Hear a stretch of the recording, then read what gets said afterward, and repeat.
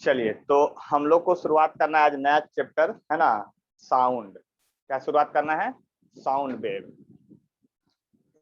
देखिए, तो सबसे पहले इसमें साउंड वेव में हम लोग क्या पढ़ेंगे, उसका डिफिनीशन पढ़ेंगे। यानी वेव, ऐसे 11th के टॉपिक में वेव लिखा रहता है तो हम भी लिख देते हैं वेव, है ना। बहुत इंपॉर्टेंट टॉपिक है, समझ लीजिए। अब वेव क्या होता है, कोई डिफिनीशन बता सकते हैं? वेव का डिफिनीशन बताइए।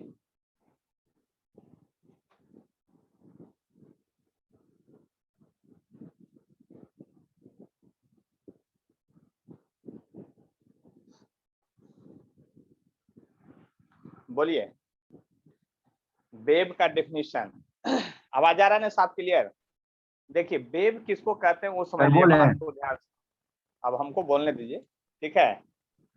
देखिए, वेव क्या होता है, तो वेव को डिफाइन करते हैं। देखिए सबसे पहले एनर्जी और मोमेंटम को एक जगह से दूसरी जगह ले जाने के लिए आपको क्या जरूरत पड़ता है, तो उस मैटर का जरूरत पड़ता है, मटेरियल का। जैसे कि मान ले जाए, पेन को यहाँ से फेंक देंगे किसी के ऊपर, तो पेन में मास है। अब मास जैसे ही इसमें आ गया तो ये अपने साथ मोमेंटम लेके जाएगा। यानी मास पार्टिकल जो है मोमेंटम लेके जाता है। क्या लेके जाता है? मोमेंटम अपने साथ। जो मासिव पार्टिकल है, जो जिसमें मास हो, क्योंकि मोमेंटम का फॉर्मूला ही होता है मास इंटू वेलोसिटी। तो मास इंटू वेलोसिटी मोमेंटम का फॉर्मूला होता है। तो मोमेंटम कौन लेके जाता है? आपका कोई पार्टिकल मीडियम, यानी कोई पार्टिकल मोमेंटम को एक जगह से दूसरी जगह ट्रांसफर कर सकता है, ठीक है। Energy, kinetic energy half m v square. यानी कि मास, पहले तो ये धारणा था, यानी कि सबसे पहले यही लोग जानते थे कि एनर्जी और मोमेंटम को एक जगह से दूसरी जगह ले जाने के लिए मास की जरूरत पड़ेगा। किसकी जरूरत पड़ेगा? मास का। लेकिन वेव का, जब लोग वेव के बारे में लोग जाने, तो इसका डेफिनेशन क्या होता है कि मोमेंटम ऑफ एनर्जी, मोमेंटम और एनर्जी दोनों एक जगह से दूसरी जगह ट्रांसफर हो जाए विदाउट एक्चुअल ट्रांसफर ऑफ मास। लेकिन मास का ट्रांसफर नहीं हो, यानी कि वेव जो है एक जगह से दूसरी जगह चला जाए, मतलब कि एनर्जी और मोमेंटम को एक जगह से दूसरे ले जाइए, लेकिन क्या चीज का ट्रांसफर नहीं हो? आपका मास का ट्रांसफर नहीं हो, तो उसी को वेव कहते हैं। यार, इसको दूसरे तरह से डिफाइन करते हैं कि डिस्टरबेंस के द्वारा एनर्जी और मोमेंटम अगर एक जगह से दूसरी जगह चला जाए, तो उसी को हम लोग क्या कहते हैं? वेव कहते हैं। तो सिंपल डेफिनेशन आप लिख सकते हैं,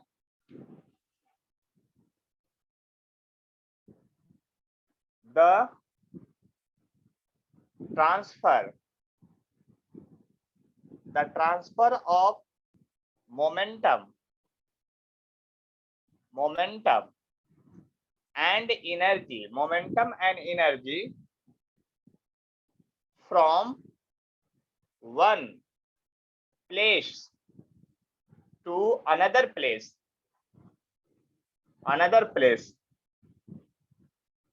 without actual transfer of mass,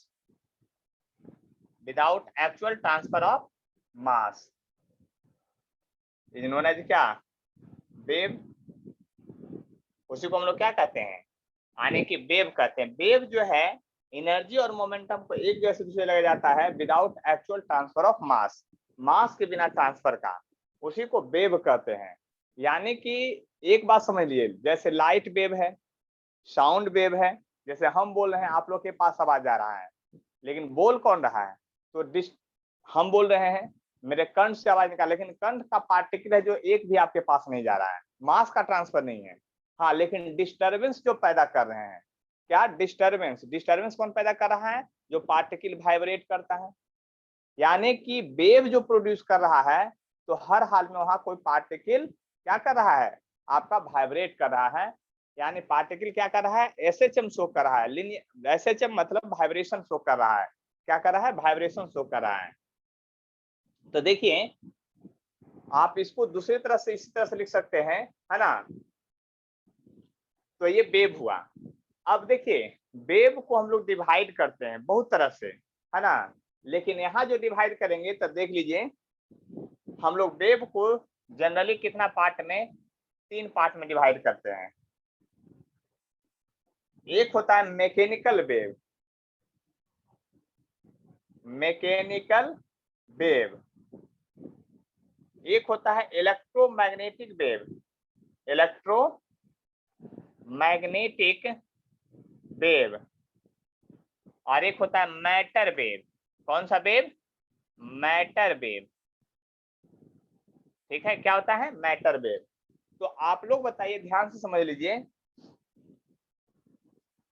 mechanical wave के बारे में आप लोग 9th क्लास में पढ़े हैं। तो मैकेनिकल वेव क्या होता है, कोई बता सकते हैं? यह 2 तरह का ऐसे होता है, लॉन्गिट्यूडनल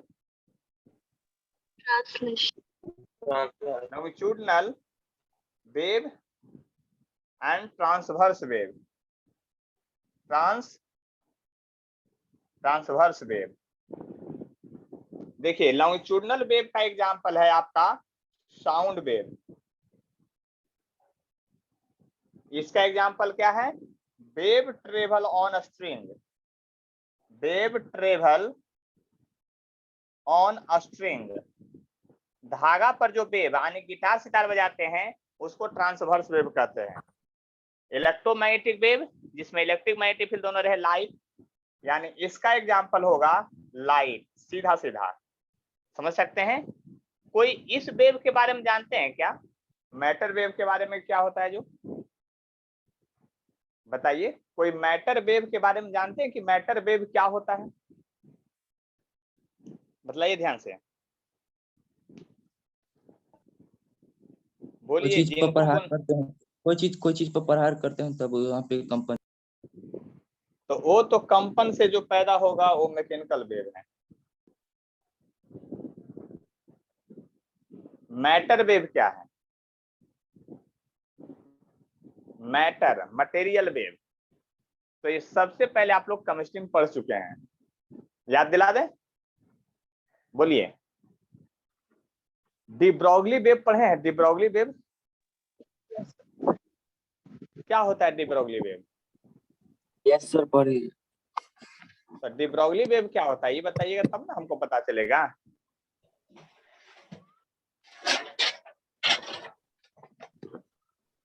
तो देखिए डी ब्रॉगली का कंसेप्ट ये था कि जब कोई पार्टिकल अगर मोशन में आ जाए तो वह एक वेव जनरेट करता है, उसी वेव को डी ब्रॉगली वेव कहते हैं।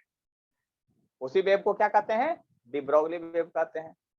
यानी मैटर वेव, कोई पार्टिकल अगर मोशन में आ जाए, जैसे इलेक्ट्रॉन, प्रोटॉन, न्यूट्रॉन, वो मैटर वेव डेवलप करता है। याद कीजिए एटॉमिक स्ट्रक्चर में जब वेव पढ़िएगा, इलेक्ट्रॉन घूम रहा है, तो न मैटर वेव आपका, न इलेक्ट्रोमैग्नेटिक वेव होगा, न मैकेनिकल वेव, वही मैटर वेव है। और याद कीजिए जब एटॉमिक स्ट्रक्चर में पढ़ते हैं तो लैम्डा बराबर h/p यूज करते हैं, वो डी ब्रॉगली वेवलेंथ यूज करते हैं। तो मैटर वेव क्या है? तो it produce by moving particle या मूविंग ऑब्जेक्ट, यानी कि मैटर वेव है, it produce by moving particle, moving particle, है ना। जैसे इलेक्ट्रॉन, प्रोटॉन, ये सब जो मूव करता है उसके चलते जो वेव पैदा होता है उसको इलेक्ट्रो, आपको हम लोग मैटर वेव कहते हैं। तो देखिए बात समझ में आ गया। अभी हम लोग के सिलेबस में अभी 11th में क्या पढ़ना है? तो अभी पढ़ना है मैकेनिकल वेव, यानी लॉन्गिट्यूडनल और transverse wave, mainly sound wave इसमें पढ़ना है। लाइट वेव कल वाले में शुरुआत होगा एक। हाँ बोलिए सर, काइनेटिक थ्योरी पर कैसे खत्म हो गया? तब क्या, 2 ही लेक्चर में। तो क्या चीज उसमें आप पढ़ना था? एनसीईआरटी खोल के देखे हैं? पहले सिलेबस देख लीजिए, उसके बाद बात कीजिए। अब केमिस्ट्री के जैसा थोड़ी हम पढ़ाएंगे, वो फिजिक्स में जितना एनसीईआरटी में है उतना पढ़ा दिए हैं, उससे थोड़ा ज्यादा ही पढ़ा दिए हैं। फिजिक्स में नहीं पढ़ना, वो मेनली केमिस्ट्री का चैप्टर है, केमिस्ट्री में ज्यादा पढ़ना उसको, है ना। केमिस्ट्री जब पढ़ते होंगे तब वहां पर बहुत कुछ पढ़ना होगा आपको, ठीक है। तो देखिए ध्यान से समझ लीजिए मेरी बात को, है ना। तो यहाँ पर बात समझ लीजिए अच्छी तरह से कि आखिर क्या है यहाँ पर। तो मतलब कि आपको जो सिलेबस में पढ़ना है यहाँ पर, अब मैकेनिकल वेव है, वेव में हम लोग को ये वाला पढ़ना है मेनली, और उसमें भी मेनली साउंड वेव, है ना। और ये जो है आपका इलेक्ट्रोमैग्नेटिक वेव आपको 12th के फर्स्ट बुक में 8वां नंबर चैप्टर है उसमें पढ़ेंगे, और मैटर वेव है 12th का फर्स्ट बुक का, सॉरी 12th के सेकेंड बुक का 11वां नंबर चैप्टर है, उसमें मैटर वेव पढ़ना है आपको, डी ब्रोगली वेवलेंथ, वहां पर पढ़ाएंगे उसको, ठीक है। तो बात समझ गए होंगे। और लाइट वेव जो है, एक लाइट वेव भी हम लोग पढ़ेंगे, जो कि कल के अल्टरनेट में 12th में चालू होगा। रे ऑप्टिक्स खत्म हो गया तब वेव ऑप्टिक्स, तब वेव ऑप्टिक्स में भी इलेक्ट्रोमैग्नेटिक वेव ही की बात करेंगे वहां पर भी, ठीक है, उसके प्रॉपर्टीज की बात करेंगे।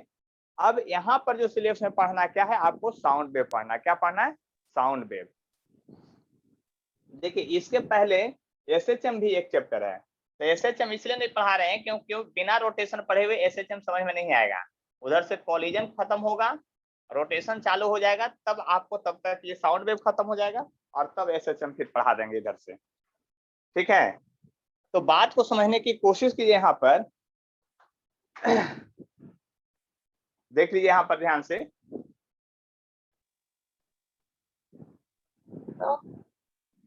हाँ बोलिए, कुछ पूछना चाहते हैं तो बोलिए जल्दी से। सर ट्रांसफर ऑफ मोमेंटम कैसे होगा?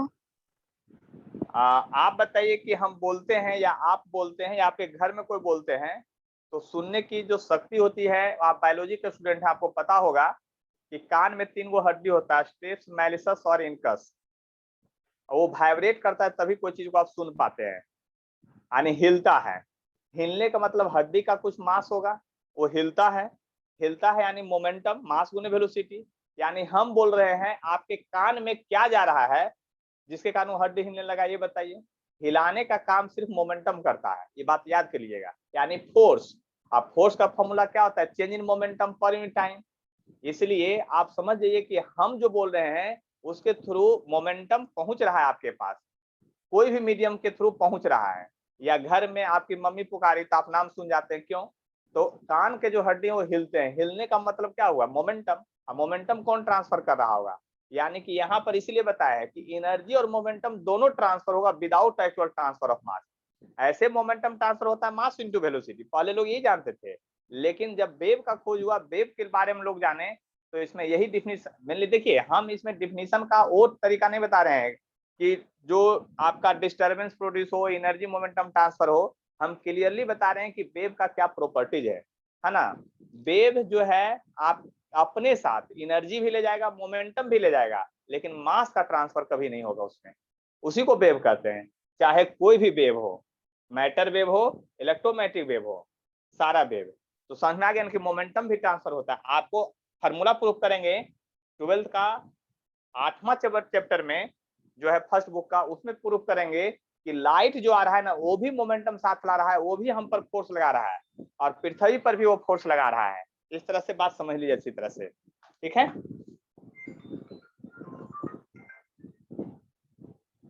ठीक है, इसको देख लीजिए एक बार।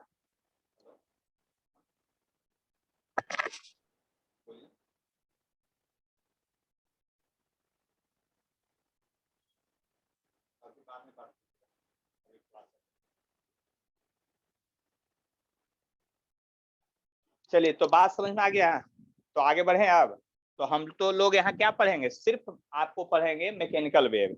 अब देखिए डिफिनीशन की बात अगर कीजिए मैकेनिकल वेव, तो आपको पता होगा कि मैकेनिकल वेव हम लोग उस वेव को कहेंगे जो उसको ट्रांसफर होने के लिए कोई ना कोई मीडियम की जरूरत हो, कोई ना कोई मीडियम की जरूरत हो, उसी को हम लोग मैकेनिकल वेव कहेंगे। आने जिस वेव को एक जगह से दूसरी जगह जाने के लिए आपको मीडियम की जरूरत पड़े, उसी को हम लोग क्या कहते हैं, मैकेनिकल वेव कहते हैं, है ना। तो देखिए मैकेनिकल वेव क्या होता है वो समझ लीजिए, है ना।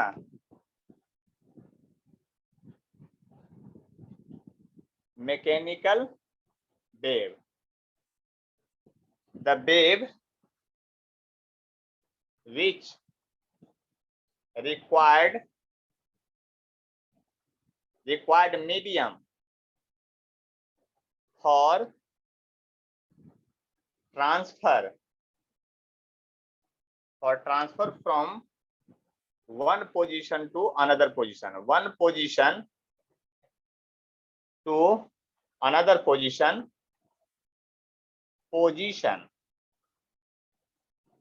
is known as क्या? Is known as mechanical wave. Mechanical wave यानी कि वेव जो मीडियम रिक्वायर्ड करे एक जगह से दूसरी जगह जाने के लिए, आने की एक जगह से दूसरी जगह ट्रांसफर होने के लिए, उसको हम लोग क्या कहते हैं? आपको मैकेनिकल वेव कहते हैं। क्या कहते हैं? मैकेनिकल वेव कहते हैं। देखिए अब मैकेनिकल वेव जो है आपका दो तरह का होता है, एक लॉन्गिट्यूडनल वेव होता है और एक क्या होता है आपका ट्रांसवर्स वेव। ये बात हम लोग समझ चुके हैं। क्या मैकेनिकल वेव जो होता है दो तरह का होता है ना, वो बात हम लोग समझ चुके हैं। तो लिखेंगे it is of two type, फिर से लिख लेते हैं, इट इज ऑफ क्या? टू टाइप, है ना। पहला में क्या लिखेंगे आपका? Longitudinal wave, longitudinal wave. तो लॉन्गिट्यूडनल वेव क्या होता है? देखिए ध्यान से समझिएगा, लॉन्गिट्यूडनल वेव किसको कहते हैं? तो वैसा वेव जब मीडियम में चले तो मीडियम पार्टिकल को टू एंड फ्रो मोशन जो होगा, टू एंड फ्रो मोशन वो along the propagation of wave हो। मतलब पार्टिकल जैसे वेव अगर इधर जा रहा है, इस डायरेक्शन में जा रहा है, तो पार्टिकल जो मीडियम का है वो भी उसके अलोंग ही टू एंड फ्रो मोशन करे, यानी आगे पीछे उसके अलोंग करे। जबकि ट्रांसवर्स में वेव इधर जाएगा तो मीडियम पार्टिकल उसके परपेंडिकुलर आपका क्या करेगा? नाम ही से पता है, लॉन्गिट्यूडनल मतलब उसके अलोंग और ट्रांसवर्स मतलब परपेंडिकुलर। यानी कि लॉन्गिट्यूडनल वेव में हम लोग लिख सकते हैं मीडियम पार्टिकल, यानी कि सिंपल सा टर्म लिख रहे हैं सिर्फ याद करने के लिए, पूरा डिफाइन नहीं, है ना। क्या मीडियम पार्टिकल जो है, medium particle so to and fro motion, to and fro मतलब आगे पीछे होता है इसका पूरा में, to and fro motion along the propagation of wave, propagation of wave। यानी मीडियम पार्टिकल है जो to and fro motion show करेगा along the propagation of wave, है ना। वेव के along propagation में आपका शो करेगा longitudinal wave। The medium particle show to and fro motion along the propagation of क्या? wave। वेव के along जो प्रोपगेशन होगा उसके along शो करेगा। इस बात को समझ लीजिए अच्छी तरह से, ठीक है। तो आगे बढ़ते हैं। अब इसी का एग्जांपल क्या है आपका? तो देखिए इसमें क्या होता है, अब along जब शो करेगा तो इसमें क्या होगा? जैसे स्प्रिंग लाइक स्ट्रक्चर शो करेगा। स्प्रिंग भी कैसा? दो तरह से हम बनाएंगे। स्प्रिंग में कैसा? ये एक जगह स्प्रिंग कंप्रेस्ड है ज्यादा, फिर धीरे धीरे इलोंगेट है, और फिर आपको जाके कंप्रेस हो गया, फिर इलोंगेट है, और फिर कंप्रेस हो गया। मतलब कि आपका जब देखिए ध्यान समझिएगा, इसमें 9th क्लास में बहुत अच्छा पिक्चर बनाया रहता है एक, कि अगर लाइन में सब बच्चे को खड़े कर दीजिए और एक को धक्का मारिएगा तो क्या होगा? सब एक जगह कंप्रेस हो जाएगा, फिर रेरिफैक्स होगा। कंप्रेशन और रेरिफैक्शन दोनों होते रहेगा अल्टरनेट मैनर में। तो कंप्रेशन और रेरिफैक्शन मतलब कि वेव जब चलेगा तो वेव जो है मीडियम पार्टिकल कहीं कहीं क्या होगा? एकदम पास पास आ जाएगा, फिर क्या होगा? दूर दूर रहेगा, फिर पास पास आ जाएगा, इस तरह से फिर दूर दूर रहेगा, यानी कि इस तरह से, है ना। यानी कि जहां नजदीक नजदीक वेव है ये कंप्रेशन का रीजन है, और जहां दूर दूर वेव है ये रेरिफैक्शन का रीजन है। तो यहाँ पर दो टर्म होता है, एक कंप्रेशन एक रेरिफैक्शन। यानी कंप्रेशन कौन वाला? जहां नजदीक नजदीक वेव है। और रेरिफैक्शन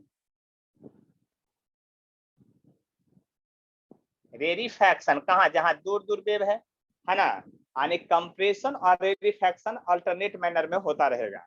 देख लीजिए ध्यान से, कंप्रेशन और रेरिफैक्शन जो है आपका अल्टरनेट मैनर में होता रहेगा, इस बात को समझ लीजिए अच्छी तरह से। कोई कष्ट है तो बतलाइए, समझने में अगर कोई कष्ट है तो बतलाइए।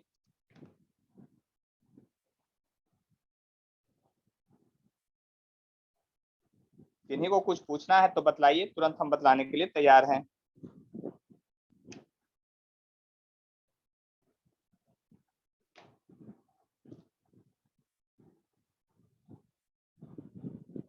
चलिए तो हम बतलाते हैं, आगे ध्यान से समझिए, किन्हीं को कुछ नहीं पूछना है, यानी कि सब कुछ समझ में आ गया है। तो इसको मिटाते हैं। देखिए ये कंप्रेशन और रेरिफैक्शन हो गया, ठीक है। उसी तरह से ट्रांसवर्स वेव में क्या होगा,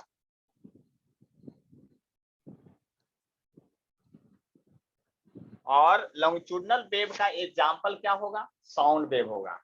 लॉन्गिट्यूडिनल वेव का एग्जांपल क्या होगा आपका, मेनली साउंड वेव होगा। इस बात को समझ लीजिएगा ध्यान से, है ना। एग्जाम्पल जो होगा लॉन्गिट्यूडिनल वेव का क्या होगा आपका, साउंड वेव होगा। कौन होगा, साउंड वेव। दूसरा में जो है आपका ट्रांसवर्स वेव है, ट्रांसवर्स वेव है। तो ट्रांसवर्स वेव में क्या लिखेंगे, है ना, डायरेक्शन ऑफ प्रोपगेशन, मतलब कि देखिए the particle medium so to and fro motion, to and fro motion perpendicular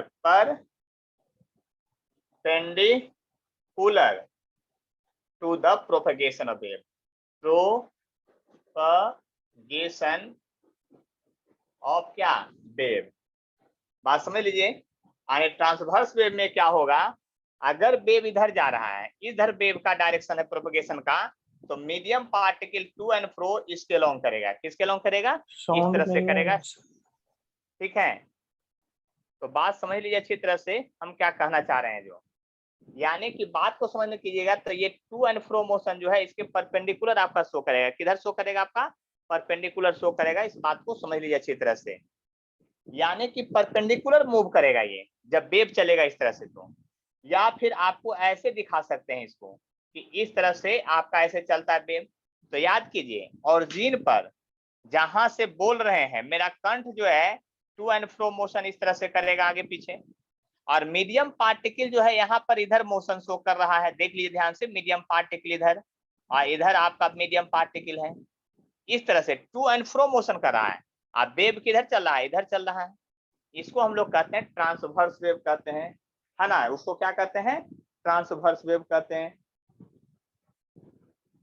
और देखिए ऊपर वाले पार्ट को क्या कहते हैं, याद कीजिए ट्रांसवर्स वेव में जैसे उसमें कंप्रेशन और क्या था, रेरिफैक्शन। तो इसमें जो ऊपर होता है इसको क्रस्ट कहते हैं, क्या कहते हैं, इसको क्या कहते हैं, ट्रफ कहते हैं। आने की इसमें क्रस्ट एंड ट्रफ बनता है, और लॉन्गिट्यूडिनल में कंप्रेशन और रेरिफैक्शन बनता था। क्या बनता था, कंप्रेशन और रेरिफैक्शन बनता था। तो बात को समझने के लिए इसमें क्रस्ट और ट्रफ, उसमें कंप्रेशन और रेरिफैक्शन। बात को समझिए अच्छी तरह से, बहुत सिंपल है ना। अब देखिए इसका जो दोनों मीडियम में आपको क्या है, आपको मीडियम की जरूरत पड़ेगा दोनों के प्रोपगेशन में। तो एग्जांपल इसका है wave travel on tight string. यानी आप गिटार, सितार, तबला, ढोलक सब में देखते होंगे रस्सी बंधा हुआ रहता है। रस्सी बांधने का रीजन क्या होता है, तो यही रीजन होता है कि आपका वेव जो ट्रेवल करेगा वो स्ट्रिंग के सहारे ट्रेवल करेगा। आए समझ में। और सबका हम लोग राज जानेंगे कि कैसे कौन बजता है और क्यों बजता है ना, किस तरह से, सबको धीरे धीरे पढ़ेंगे हम लोग, है ना। तब wave travel on tight string जो है आपका किसका एग्जाम्पल हो गया, साथ ही मतलब कि ट्रांसवर्स वेव का हो गया। और इसमें क्रस्ट होता है और क्या होता है, ट्रफ होता है। इस बात को भी समझ में आ गया होगा, धीरे सिंपल से बात है इसमें। देखिए अब इसमें कुछ टर्मिनोलॉजी है, उस टर्मिनोलॉजी को समझना बहुत जरूरी है, ठीक है। तो टर्म को समझते हैं सबसे पहले। यहाँ पर टर्म को समझने के लिए क्या करेंगे, उस बात को समझिए अच्छी तरह से, है ना। टर्म को समझना है, आखिर टर्म क्या हो सकता है उसको समझना है। तो देखिए सबसे पहले यहाँ पर एक दो बात आपको समझाना चाहते हैं, इतना अगर हो गया है तो, है ना। देखिए इसमें जो है आपको क्या समझना वो समझ लिए पहले ध्यान से, धीरे धीरे सारा बात इसमें हम लोग समझेंगे। यहाँ पर जो समझना है सबसे पहले आपका कि देखिए यहाँ पर दो तरह का चीजें हैं। एक ऑसिलेशन, देखिए ध्यान समझिएगा, यहाँ इक्वेशन ऑफ वेव का आपके सिलेबस में डेरिवेशन नहीं पढ़ना है, किसी भी का नहीं पढ़ना है, कहीं भी नहीं पढ़ना है, ठीक है। आपको डायरेक्ट इक्वेशन पढ़ना है। तो इक्वेशन यहाँ तीन चार तरह का है। एक है इक्वेशन ऑफ ऑसिलेशन या वाइब्रेशन, एक इक्वेशन वो होगा। एक होगा इक्वेशन ऑफ प्रोपगेटिंग वेव होगा, यानी हम बोल रहे हैं तब मेरा कंठ वाइब्रेट कर रहा है, उसका अलग इक्वेशन होगा। और इससे जो साउंड वेव निकला और ये जो प्रोपगेट कर रहा है इसका अलग इक्वेशन होगा। फिर ढोलक, तबला, गिटार, सितार में जो वेव पैदा होता है ना, उस वेव का इक्वेशन अलग होगा। और वह वेव का इक्वेशन को कहते हैं स्टैंडिंग वेव कहते हैं। क्या कहते हैं? स्टैंडिंग वेव कहते हैं। क्या कहते हैं? स्टैंडिंग वेव कहते हैं। तो यहाँ तीन तरह का आपको इक्वेशन पढ़ना है। एक आपको इक्वेशन ऑफ आपका ऑसिलेशन पढ़ना है, एक इक्वेशन ऑफ प्रोपगेटिंग वेव पढ़ना है, एक पढ़ना है इक्वेशन ऑफ स्टैंडिंग वेव पढ़ना है। तो धीरे धीरे तीनों के बीच में आने में थोड़ा समय लगेगा, है ना, लेकिन एक बार सारा इक्वेशन हम यहाँ बार लिख देते हैं और उसके बाद फिर बारी बारी से सिंपली चलेंगे, ठीक है। तब कोई पार्टिकल जब कहीं पर ऑसिलेट या वाइब्रेट करेगा तो उस बात को समझने की कोशिश कीजिएगा। मान लीजिए कि कोई पार्टिकल आपका यहाँ से यहीं पर आपका जो है ऑसिलेट कर रहा है, ठीक है। तो वेव इस तरह से प्रोपगेट करके आगे बढ़ेगा, ये देख लीजिए ध्यान से, इस तरह से बढ़ेगा, है ना। जब इस तरह से आगे बढ़ते जाएगा और भी, तो देखिए यहाँ पर जो है ना ये है, ये मैक्सिमम पार्ट है और यहाँ पर देखिए मिनिमम है। इसको प्लस ए से डिनोट करते हैं, इसको माइनस ए से डिनोट करते हैं। देखिए पार्टिकल जो है सबसे पहले अगर ओरिजिन है, ये जीरो है तो ओरिजिन है। पार्टिकल अगर सबसे पहले ऊपर की ओर गया तो फिर यहाँ आएगा, फिर नीचे जाएगा और फिर यहाँ जाएगा, तो एक चक्कर होगा। देख लीजिए ध्यान से समझिएगा। एक चक्कर मतलब पार्टिकल पहले ऊपर जाएगा, फिर ऊपर से यहाँ ओरिजिन पर आएगा, ओरिजिन से फिर यहाँ माइनस ए पर आएगा और फिर माइनस ए से ओरिजिन पर जाएगा। तो देखिए अगर पार्टिकल यहाँ से यहाँ चला तो वेव यहाँ से यहाँ चलेगा। देख लीजिए ध्यान से, पार्टिकल अगर ऊपर से फिर नीचे ओरिजिन पर आया तो फिर ये ओरिजिन पर वेव आ गया, फिर यहाँ से नीचे की ओर गया तब वेव फिर यहाँ चला गया, और फिर जब दोबारा ऊपर चला गया तब वेव फिर यहाँ चला गया। मतलब एक साइकिल, एक चक्कर, और यहाँ भी एक चक्कर। देख लीजिए एक चक्कर यहाँ से यहाँ तक हुआ, 4 बार में एक चक्कर पूरा करेगा। देख लीजिए ध्यान से, ये सब समझना है, कॉपी में लिखा हुआ नहीं रहेगा। यही तो है कि आपको जब भी फिर दोबारा समझना रहेगा तो फिर से वीडियो देखना पड़ेगा। यानी कि बात को समझ लीजिए, पहले ऊपर जाएगा, फिर नीचे जाएगा और फिर नीचे फिर ऊपर जाएगा। यानी ये फिनोमेना जो है हमारे कंठ में होते रहता है। कहाँ? कंठ में, जब बोलते हैं तब होते रहता है। यानी कि कंठ में एक होता है आपका क्या, रेड रेड दिखेगा, मुंह फाड़िएगा ना तो इतना कुछ छोटा सा दिखता है, रेड रेड, उसको टॉन्सिल कहते हैं आप लोग। वो वाइब्रेट करता है बहुत तेजी से, ठीक है। वोकल कॉर्ड के बगल में होता है जो वोकल कॉर्ड, साउंड बॉक्स जिसको कहते हैं, ठीक है। वो वाइब्रेट करता है बहुत तेजी से। तो वाइब्रेट करता है तो वाइब्रेशन मतलब होता है फ्रीक्वेंसी। और आपको पता है कि बचपन से पढ़े हैं कि हम लोग का फ्रीक्वेंसी लगभग 20,000 के आसपास होता है, कब? बचपन में। और जैसे जैसे एज बढ़ता है फ्रीक्वेंसी थोड़ा घट जाता है ना। तो फ्रीक्वेंसी मान लिया कि आपका 10,000 है, यानी आप जो बोल रहे हैं तो आपके कंठ में जो वो साउंड बॉक्स वाला जो फ्लिप है जो वाइब्रेट कर रहा है 1 सेकेंड में 10,000 बार। यानी सोच लीजिए ये 10,000 बार ऐसे ऐसे हो रहा हो, पहले ओरिजिन से ऊपर गया होगा, फिर यहाँ, फिर यहाँ, फिर यहाँ, ये एक बार हुआ, और उसी तरह से ये कितना बार कर रहा है? 10,000 बार कर रहा है, और तब वेव ऐसे पैदा हो रहा है, आगे बढ़ रहा है। यानी यहाँ से यहाँ तक एक साइकिल हुआ और तब हुआ यहाँ से यहाँ। देख लीजिए ऐसे भी याद कीजिए, ऊपर का साइकिल नीचे का साइकिल दोनों को जोड़ दिए तो एक सर्किल नहीं बनेगा। और एक सर्किल में जितना देर लगता है टाइम जाने, उसको टाइम पीरियड कहते हैं, टी से डिनोट करते हैं। और फ्रीक्वेंसी नंबर ऑफ साइकिल पर सेकेंड, एक मतलब कि सेकेंड में कितना चक्कर वो मार देता है, उसको हम लोग क्या कहते हैं? साइकिल पर सेकेंड कहते हैं। तो बात को समझने की कोशिश कीजिएगा, तो बहुत बड़ा कष्ट नहीं है यहाँ पर, आप समझने की केवल कोशिश कीजिए। तो यहाँ पर बहुत सारा टर्म है, वही हम बता रहे हैं कि क्या क्या हो रहा है। तो देखिए यहाँ पर हम लोग कहते हैं अगर टाइम के रूप में लिखते हैं तो कैपिटल टी लिखते हैं बाई 2, और यहाँ पर कैपिटल टी टाइम पीरियड के टर्म में, और एंगल के टर्म में अगर लिखिएगा तो याद कीजिए यहाँ पर समझा रहे हैं। अब एक साइकिल में एंगल के टर्म में लिखिएगा तो क्या होगा, यहाँ 0 डिग्री होगा, यहाँ 90 डिग्री होगा, यहाँ 180 डिग्री होगा, यहाँ 270 होगा, फिर ये 360 डिग्री होगा। इसी को अगर थोड़ा सा स्टैंडर्ड भाषा में लिखेगा तो π/2 लिखेगा, इसको पाई लिखेगा, इसको 3π/2 लिखेगा, और इसको 2π लिखिएगा फिर से। और टाइम पीरियड के टर्म में लिखेगा तो इसको लिखेगा t/4, इसको लिखेगा t/2, इसको लिखेगा 3t/4, और इसको लिखेगा t। टाइम पीरियड के टर्म में लिखेगा तो इस चक्कर में, तो अगर यहाँ ये है और t है तो इसका मतलब यहाँ पाई होगा, और यहाँ पर क्या होगा आपका 2π होगा इसके सामने। देख लीजिए ध्यान से एंगल के टर्म में, तब 90 डिग्री कहाँ होगा, यहाँ पर होगा, और यहाँ पर क्या होगा, यहाँ π/2 होगा अगर, तो यहाँ 3π/2 होगा।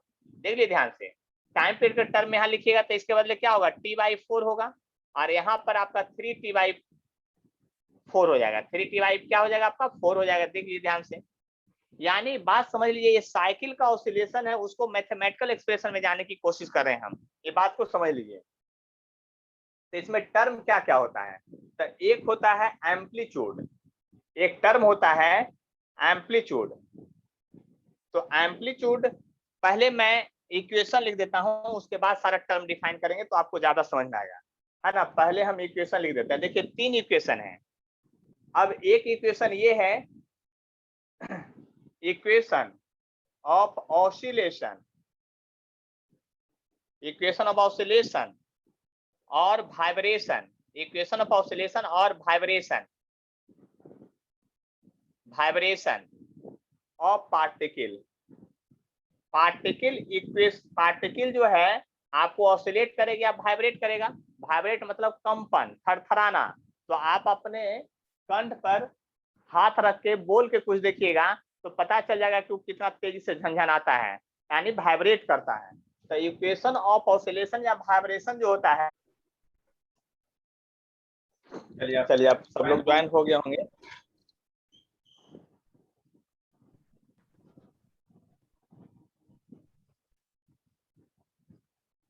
सर बोलिए। साउंड वेव जो होता है वो टू एंड फ्रो मोशन करता है ना। Sound wave to and fro motion करता है मतलब समझे नहीं हम। मतलब वो लॉन्गिट्यूडनल वेव का एग्जांपल है ना सर साउंड। हाँ तो वो अब बताए कंप्रेसर और रेयर फ्रैक्शन करता है जो। हाँ, तो इसमें तो परपेंडिकुलर जाता है ना, तो इसमें फिर साउंड वेव कैसे हो जाएगा। हम ये बता रहे हैं, ध्यान से समझ लीजिएगा। जब साउंड वेव प्रोपगेट करता था मीडियम का ऑसिलेशन बता रहे थे। यहाँ पर पार्टिकल जो प्रोड्यूस होता रहा ना, जहां हम सोर्स की बात कर रहे हैं वो मीडियम की बात था। वो मीडियम में कैसे वेव प्रोपगेट करता है, उस समय मीडियम पार्टिकल किस तरह से ऑसिलेट करता है उसका इक्वेशन था। और ये जहां से पैदा हो रहा है ना, सोर्स का इक्वेशन है, कहां से पैदा हो रहा है। प्रोपगेशन का इक्वेशन अलग होगा, लेकिन अभी इक्वेशन लिखेंगे सब पता चल जाएगा। और वेव कोई भी हो ठीक है, प्रोपगेशन में सबका इक्वेशन एक ही होता है। टू एंड फ्रो मोशन करे या परपेंडिकुलर करे, सबका इक्वेशन एक ही होगा। लाइट वेव में भी इक्वेशन यही चलेगा, ठीक है। तो बात समझ लीजिएगा, इक्वेशन सब जगह एक ही होता है। और यहाँ पर देखिए ना, इक्वेशन ऑफ ऑसिलेशन या वाइब्रेशन ऑफ पार्टिकल क्या लिखेंगे, तो देखिए यहाँ पर बाई बराबर होगा ए साइन ओमेगा टी, यही इक्वेशन होगा। ज्यादा जोड़िएगा तो प्लस या माइनस फाई होगा। क्या होगा, प्लस माइनस फाई होगा, ठीक है। ए साइन ओमेगा टी प्लस या माइनस फाई होगा, बस इतना होगा। कहिए ऐसा क्यों होता है, तो देखिए ये ओमेगा टी भी एंगल है, साइन के बाद जो भी टर्म रहता है वो एंगल होता है। ये भी एंगल, ओमेगा गुने टी भी एंगल है, क्योंकि आप पढ़े हैं एंगुलर वेलोसिटी ओमेगा बराबर थीटा बाई टाइम, तो थीटा बराबर ओमेगा इनटू टी, वही तो लिखा हुआ है ना। देखिए पार्टिकल जो है बाई एक्सिस में ऑसिलेट कर रहा है, इसलिए बाई एक्सिस लिखे हैं। यहाँ एक्स भी हो सकता है, यहाँ जेड भी हो सकता है। अब प्लेन कोऑर्डिनेट अलग अलग तरह से ले सकते हैं मैथमेटिकली। अब कोई पूरब में होकर के बोलेगा, कोई पश्चिम की ओर बोलेगा, कहीं शो करके बोलेगा, कोई किधर से भी बोलेगा, तो कोऑर्डिनेट नहीं बदलेगा। यानी ये हम लिखे हैं ये एकदम 100% सही है, लेकिन कभी यहाँ x लिखा रह सकता है, कभी यहाँ y लिखा रह सकता है, कभी z भी लिखा रह सकता है। और ये y जो है सिर्फ टाइम के फंक्शन में, किसके फंक्शन में है, टाइम के फंक्शन में, टाइम के अनुसार सिर्फ बदलेगा। ये हुआ इक्वेशन ऑफ ऑसिलेशन या वाइब्रेशन ऑफ पार्टिकल का। उसी तरह से दूसरा इक्वेशन होता है equation of propagating wave, propagating wave, equation of propagating wave. तो प्रोपगेटिंग वेव का जो इक्वेशन होता है ना, उस सब के लिए एक ही होता है। अब बाई बराबर जब यहाँ इक्वेशन लिखाएगा तो वही लिखाएगा A sine omega T plus minus एक टर्म आता है के एक्स और प्लस माइनस फाई होगा। यही दोनों इक्वेशन में अंतर है, देख लीजिए। प्रोपगेटिंग वेव में के एक्स एक वर्ड आता है, के एक्स का मतलब क्या वो भी समझते हैं। और ये जो अब इक्वेशन है ये एक्स और टी दोनों पर डिपेंड कर रहा है। देख लीजिए इसका फंक्शन दो गो है, एक डिस्प्लेसमेंट भी है, एक टाइम भी है। ये प्रोपगेटिव का इक्वेशन है, यानी कि दोनों इक्वेशन को ध्यान से देख लीजिए। ऑसिलेशन का इक्वेशन ये होगा, प्रोपगेटिंग का ये होगा।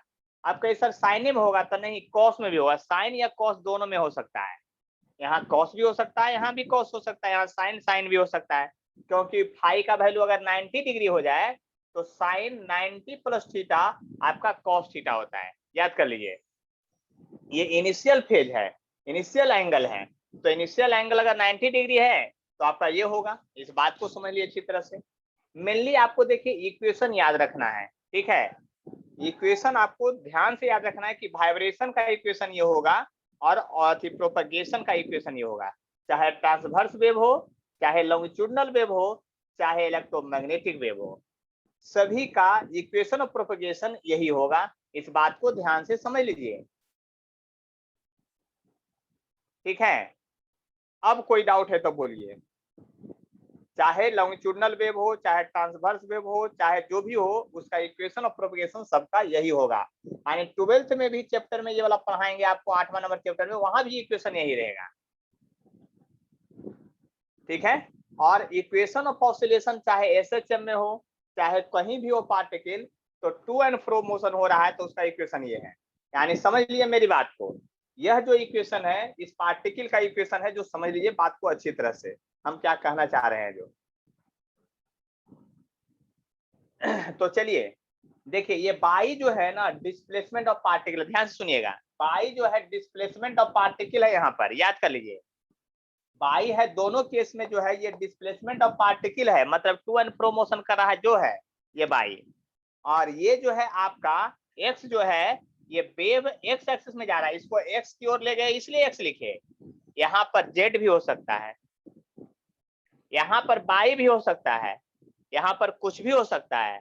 लेकिन एक कंडीशन और याद रखिए, जो बोल रहे हैं ध्यान से सुनिएगा, सब कॉपी में लिखाया जाता है सब, इसीलिए तो क्लास करना बहुत जरूरी होता है। ना बुक में लिखा रहेगा आपको, ना कहीं लिखा रहेगा। हम ये बताना चाह रहे हैं, अगर यहाँ बाई है, अगर यहाँ बाई है यानी वाइब्रेशन बाई में है, तो आपका यहाँ बाई कभी नहीं होगा, यहाँ एक्स होगा नहीं तो जेड होगा। अगर यहाँ एक्स लिख देंगे तो यहाँ बाई होगा या जेड होगा। मतलब जिस यहाँ पर जो बाई एक्सिस में वाइब्रेट करेगा वो एक्सिस में वेव प्रोपगेट नहीं करेगा, क्योंकि ये सोर्स वाइब्रेट कर रहा था, करंट वाइब्रेट कर रहा था। याद कर लीजिए ध्यान से, हम उसकी बात कर रहे थे। तो बात समझ लीजिए अच्छी तरह से, है ना। यानी कि दोनों इक्वेशन, अब दोनों इक्वेशन में टर्म क्या क्या है उस टर्म को देखेंगे, बात समझ। और इसको भी याद रखना है कितना पर कैसे कैसे जो है टाइम, वो भी ध्यान देना है, वो जो कोरिलेट किए थे, ठीक है। तो अब हम लोग इक्वेशन में टर्म क्या क्या है उस टर्म की बात करेंगे, और टर्म को थोड़ा सा ध्यान से अच्छे से देखेंगे, ठीक है। हाँ बोलिए। सर एक बार फिर से बताइए ना, उधर y होगा तो इधर y क्यों नहीं होगा? इसलिए इक्वेशन अगर बाई एक्सिस में वाइब्रेट कर, देखिए दो, जिस एक्सिस में पार्टिकल वाइब्रेट करेगा उस एक्सिस में वेव प्रोपगेट नहीं करेगा। और इलेक्ट्रोमैग्नेटिक वेव जब पढ़ाएंगे तो वहां 3 एक्सिस होगा, एक एक्सिस में इलेक्ट्रिक फील्ड होगा, एक एक्सिस में मैग्नेटिक फील्ड होगा, तो अगले एक्सिस में आपका प्रोपगेशन होगा। जिस डायरेक्शन में प्रोपगेशन, जिस एक्सिस में प्रोपगेशन होगा उस एक्सिस के अलोंग कभी भी वाइब्रेशन नहीं होता है। ये सब का प्रूफ आपको नहीं जानना, मैथमेटिकल प्रूफ नहीं है आपको जानना, आपके सिलेबस में कहीं नहीं दिया है, कोई बुक में नहीं दिया है ना। ये सब इंजीनियरिंग कॉलेज में फिर आपको प्रूफ पढ़ना है सबका, है ना। तो ये सब प्रूफ कहीं दिया नहीं है, इसलिए प्रूफ की बात हम नहीं कर रहे हैं, क्योंकि लंबा लंबा है। पर हम बोले ना कि वो बहुत लेंदी डेरिवेशन है सबका, इसलिए जब भी यहाँ जो होगा, जो पार्टिकल का वाइब्रेशन जो होगा, जो पार्टिकल का जो वाइब्रेशन होगा ना, उसके हिसाब से आप समझ लीजिए अच्छी तरह से, जो पार्टिकल का वाइब्रेशन होगा, है ना, जो पार्टिकल का वाइब्रेशन होगा उस डायरेक्शन में वेव कभी प्रोपगेट नहीं करता है।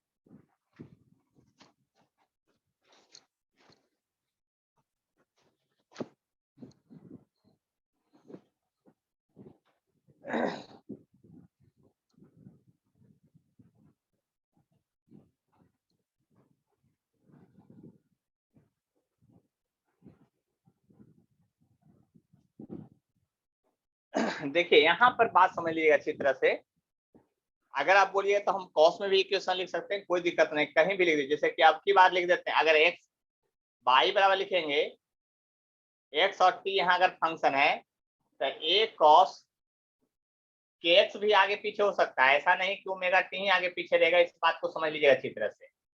ये सब में कोई भी आगे पीछे लिख सकते हैं टर्म को, क्योंकि प्लस माइनस में है। ये मतलब मेन, ये हम जनरल इक्वेशन लिख रहे हैं ना, मेन इक्वेशन में या तो प्लस रहेगा तो माइनस रहेगा, दोनों में से कोई एक ही रहेगा, है ना। देखिए यहाँ पर लिख देते हैं बाई जो है, यहाँ बाई जो है, ये बाई जो लिख रहे थे, बाई जो है displacement, displacement of particle, displacement of vibrating particle, vibrating particle from mean position, from mean position. कौन कौन सा टर्म क्या है वो सब लिख दे रहे हैं। ये जो है एम्पलीट्यूड है, एम्पलीट्यूड, एम्पलीट्यूड है, और एम्पलीट्यूड को कहते हैं maximum displacement from origin. Amplitude को डिफिनीशन ही है maximum displacement, maximum displacement from mean position, यानी कि मीन पोजीशन से एक्सट्रीम की जो दूरी होता है उसको एम्पलीट्यूड कहते हैं, हिंदी में उसको आयाम कहते हैं। देखिए ओमेगा को कहते हैं एंगुलर फ्रीक्वेंसी, एंगुलर फ्रीक्वेंसी, और ओमेगा बराबर याद कीजिए एंगल, ओमेगा बराबर एंगुलर वेलोसिटी भी इसको कहते हैं। तो एंगुलर वेलोसिटी का फॉर्मूला आप लोग बताइए क्या होगा, बोलिए जल्दी से।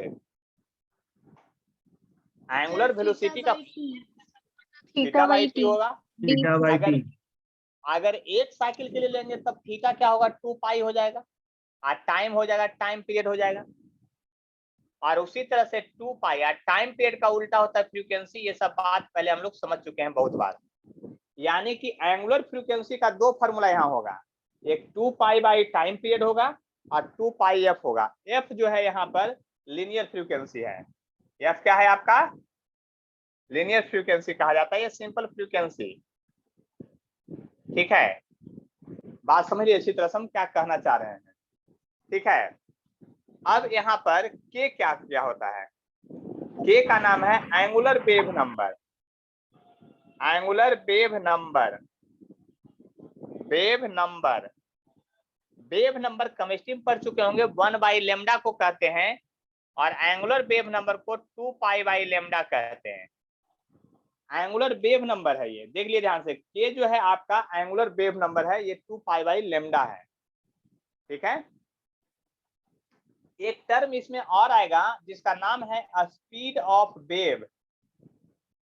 तो देखिए स्पीड ऑफ वेव को भी से अगर डिनोट करते हैं तो स्पीड बराबर क्या होता है, डिस्टेंस बाय टाइम होता है, याद कर लीजिए। स्पीड बराबर क्या होता है, डिस्टेंस बाय टाइम, सब लोग जानते हैं, लेकिन यहाँ डिस्टेंस को वेवलेंथ लैम्डा से डिनोट करते हैं। स्पीड को क्या, वेवलेंथ मतलब लंबाई, वेव की लंबाई, वेव का लेंथ, और बाय टाइम पीरियड, या इसी को वेवलेंथ इनटू फ्रीक्वेंसी कहते हैं। टाइम पीरियड का चूंकि उल्टा होता है, देख लीजिए ध्यान से। और फाई को हम लोग कहते हैं इनिशियल फेज, इनिशियल फेज या इसी को इपॉक कहते हैं, इपॉक या इनिशियल एंगल कहते हैं। फेज मतलब यहाँ एंगल होता है, ठीक है। बात को समझ लीजिए अच्छी तरह से हम क्या कहना चाह रहे हैं। यहाँ पर और कुछ टर्म हो सकता है, देख लिए ध्यान से हम क्या कहना चाह रहे हैं। के को आप क्या कीजिए, 2 पाई बाई लेमडा था उसको लेमडा रहने दीजिए, ऊपर नीचे दोनों तरफ फ्रीक्वेंसी से मल्टीप्लाई कर लीजिए अपने मन से, कोई फर्क नहीं पड़ेगा। लेकिन 2 पाई एफ ओमेगा को कहते हैं, 2 पाई एफ किसको कहते हैं, ओमेगा को कहते हैं। और लेमडा गुने फ्रीक्वेंसी स्पीड ऑफ वेव को कहते हैं। ये एक फार्मूला आ गया। यानी कि आप समझ सकते हैं स्पीड ऑफ वेव का हम यहाँ से घेर दे रहे हैं ऐसे, देख लीजिए। यानी कह सकते हैं कि स्पीड ऑफ वेव जो भी था उसका फार्मूला फ्रीक्वेंसी इंटू वेवलेंथ था, और दूसरा फार्मूला आ गया स्पीड ऑफ वेव का आपका v बराबर, वो क्या आ गया, v बराबर आ गया ओमेगा बाई के आ गया। क्या आ गया, ओमेगा बाई के। यानी angular frequency by angular wave number आपका क्या होगा, ये स्पीड ऑफ वेव भी होगा। तो बताइए इस टर्म में से आप लोग को क्या कष्ट है, कोई कष्ट नहीं है। इसका क्वेश्चन भी बहुत सीधा आएगा, पहले देख लीजिए एक बार, जो पूछना है हमसे पूछ लीजिए, और उसके बाद तो फिर हम हैं जो आपको बताएंगे ही सारा टर्म को। देख लीजिए ध्यान से अच्छी तरह से एकदम।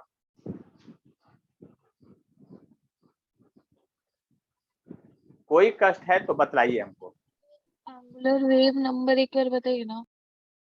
वेव नंबर का डिफिनीशन होता है 1 बाई वेवलेंथ, ये डिफाइंड टर्म है वेव नंबर। अगर एटॉमिक स्ट्रक्चर केमिस्ट्री में पढ़े होंगे तो वेव नंबर का मतलब होता है 1 बाई लेमडा।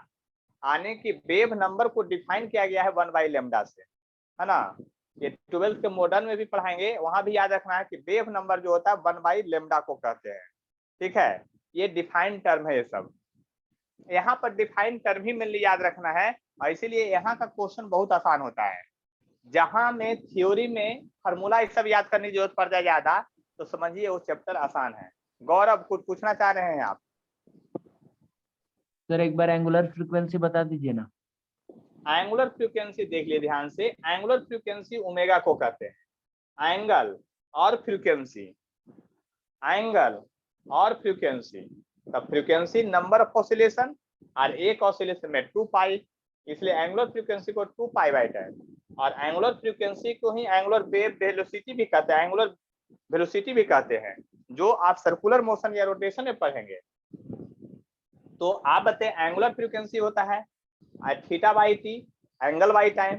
तो एक चक्कर में एंगल कितना 2 पाई, और एक चक्कर में टाइम कितना t, तो 2 पाई बाई टी भी आपका देखिए वही है। अब यहाँ से 2 पाई एफ है, जो भी बात समझ लीजिए दोनों।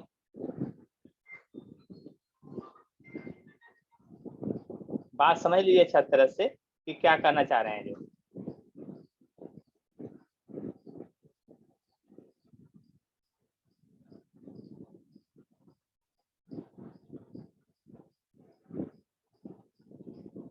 हाँ बोलिए जी।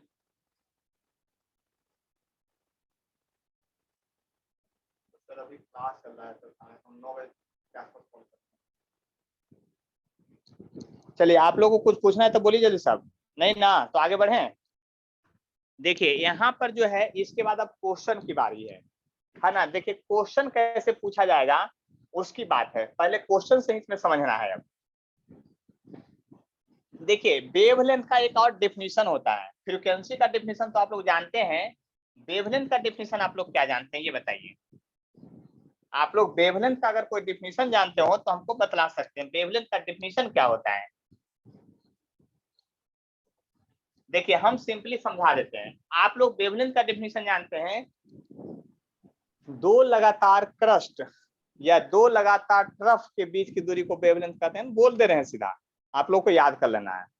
दो लगातार कंप्रेशन या दो लगातार रेरिफैक्शन को भी दूरी को वेवलेंथ कहते हैं। वेवलेंथ का एक और डिफिनेशन बताएंगे, वो डिफिनेशन ये है wave travel by distance in one oscillation. एक ऑसिलेशन में वेव जितना दूरी तय कर ले उसको भी वेवलेंथ कहते हैं, इसको भी ध्यान रखिएगा, है ना। तो एक ये डिफिनीशन से आपको क्वेश्चन बनेगा जो हम बता रहे हैं, वेव लेंथ, है ना, the distance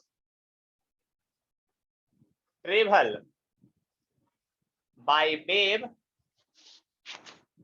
in one oscillation,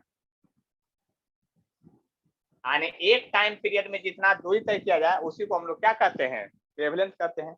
देखिए यहाँ पर हम आपको एक क्वेश्चन देने जा रहे हैं, उस क्वेश्चन को आपको बनाना है, ठीक है। देखिए हम यहाँ क्वेश्चन ले रहे हैं, equation of propagating wave, propagating wave is given as y बराबर है आपका दिया हुआ है 10 sign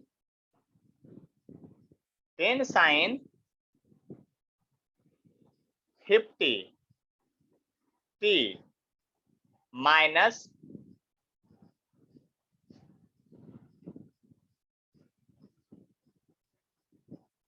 x by 20 plus pi by 2, इतना दिया हुआ है, ठीक है। यहाँ सभी चीज जो है हम बोल दे रहे हैं, सभी टर्म जो है एसआई यूनिट में है, इस बात को ध्यान दीजिएगा, नहीं कुछ लिखा हुआ तो एसआई यूनिट में है। फाइंड, फर्स्ट में क्या फाइंड करना है, देखिए ध्यान से, एम्पलीट्यूड ऑफ वेव, आप क्वेश्चन लिखते जा सकते हैं, एम्पलीट्यूड ऑफ वेव, आप क्वेश्चन उतारते जा सकते हैं, एम्पलीट्यूड ऑफ वेव और बनाते भी जा सकते हैं। दूसरा निकालना है फ्रीक्वेंसी ऑफ वेव, तीसरा निकालना है स्पीड ऑफ वेव, चौथा निकालना है वेवलेंथ, क्या निकालना है, वेवलेंथ ऑफ वेव, ठीक है। और आपको इनिशियल फेज एंगल निकालना है, और निकालना है आपका इनिशियल फेज एंगल निकालना है, क्या निकालना है, इनिशियल फेज एंगल निकालना है। इतना टर्म जल्दी से कैलकुलेट करके दिखाइए, या नहीं तो बोलिए हम कैलकुलेट करके दिखाते हैं। पहले क्वेश्चन उतार लीजिए आप लोग, तो हम सोल्यूशन बताते हैं। एक बार क्वेश्चन उतार लीजिए आधा मिनट में, तो सबका सोल्यूशन हम ही बतला देते हैं कैसे बनेगा। जो देखिए मैं सारा क्वेश्चन बता देता हूं यहीं पर, ध्यान से समझ लीजिएगा, सिर्फ एम्पलीट्यूड ऑफ वेव मिटा देते हैं। एम्पलीट्यूड ऑफ वेव हमको याद रहेगा कि फर्स्ट में वही निकालना है। देखिए जब भी इस तरह का क्वेश्चन आपको एग्जाम में आ जाए, पूरे साउंड से या कहीं का कोई क्वेश्चन हो, साउंड का हो या लाइट वेव का हो, कहीं का भी क्वेश्चन रहे, सबसे पहले इसी से मिलता जुलता इक्वेशन लिखिए। बाई बराबर ए साइन, यहाँ टी है तो ये ओमेगा टी होगा, यहाँ एक्स है तो के एक्स होगा, यहाँ फाई होगा। ये इक्वेशन लिखना अत्यंत आवश्यक है। इसको लिखने से फायदा क्या होता है, सामने सामने सब कुछ दिखने लगता है कि यहाँ किसका वैल्यू क्या दिया हुआ है। देखिए सामने सामने सब कुछ दिख रहा है, किसका वैल्यू क्या दिया हुआ है, देखिए दिख गया, तो आधा काम तो यही हो गया। यानी एम्पलीट्यूड ऑफ वेव जो है ए बराबर 10 यूनिट है, देख लिए सामने सामने। यहाँ पर सिर्फ मैच करवाना है, मिलाना है। ए बराबर क्या हो गया, 10 यूनिट हो गया, देख लिए ध्यान से, समझ लिए बात को अच्छी तरह से। ए बराबर क्या हो गया आपका, 10 हो गया। अब ओमेगा जो है, ओमेगा का वैल्यू दिया हुआ है यहाँ क्वेश्चन, ओमेगा बराबर क्या दिया है आपका 50, और ओमेगा का वैल्यू आप क्या जानते हैं, 2 पाई एफ जानते हैं, इक्वल टू 50, तो फ्रीक्वेंसी बराबर होगा 50/2 पाई हो जाएगा, यानी 25/पाई हर्ज हो गया फ्रीक्वेंसी। तब फ्रीक्वेंसी निकाल लिए, 2 नंबर क्वेश्चन का सोल्यूशन कर दिए ना। फ्रीक्वेंसी कैसे निकला, जो आपको फॉर्मूला याद करना है, और इस तरह से एक इक्वेशन, जैसा इक्वेशन रहेगा वैसा ही लिखिएगा। अब स्पीड ऑफ वेव का फॉर्मूला हम लोग पढ़े थे, स्पीड ऑफ वेव का फॉर्मूला पढ़े थे, v बराबर फ्रीक्वेंसी इंटू वेवलेंथ। और फ्रीक्वेंसी ऑफ वेवलेंथ नहीं दिया हो तो स्पीड ऑफ वेव का एक फॉर्मूला और अभी पढ़े थे, याद कीजिए क्या पढ़े थे, अभी अभी फॉर्मूला पढ़े थे, W/K, ओमेगा बाई के। हाँ तो ओमेगा का वैल्यू 50 और इसका वैल्यू कितना 20, तो W/K पढ़े थे, तो 50 बाई K का वैल्यू क्या है 1/20 है, सॉरी यहाँ से x सामने भी घेरा गया था, x नहीं है ये 1/20 होगा, x के बदले तो x है ही, यानी 1/20 होगा k का वैल्यू 1/20 होगा, तो 20 चला गया ऊपर, यानी कि क्या हो गया 1000 हो गया मीटर, सब SI यूनिट में है पर सेकेंड, यानी 1000 मीटर पर सेकेंड हो गया आपका क्या स्पीड ऑफ वेव। चौथा निकालना वेवलेंथ ऑफ वेव, तब वेवलेंथ किसमें छुपा रहता है k में, तो आपको देखिए चौथा वेवलेंथ k बराबर होता है 2π/λ और ओमेगा का वैल्यू दिया हुआ 1/20, देख लिए ध्यान से, तो वेवलेंथ बराबर क्या होगा 40 पाई हो गया, क्या हो गया 40 पाई हो गया, बात समझ सकते हैं अच्छे तरह से आप।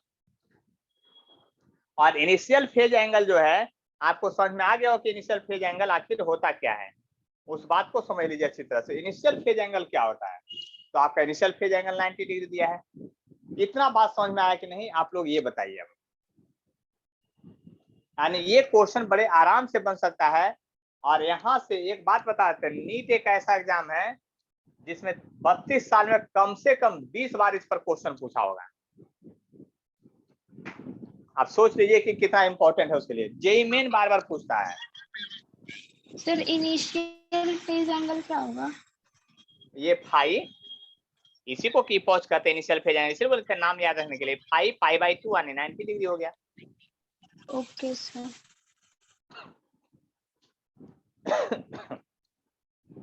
आज बहुत सारा क्वेश्चन भेजेंगे आप लोग के पास, टेंशन मत लीजिए, इतना पहले समझ में आया कि नहीं देख लीजिए ध्यान से अच्छी तरह से। अब इसके आगे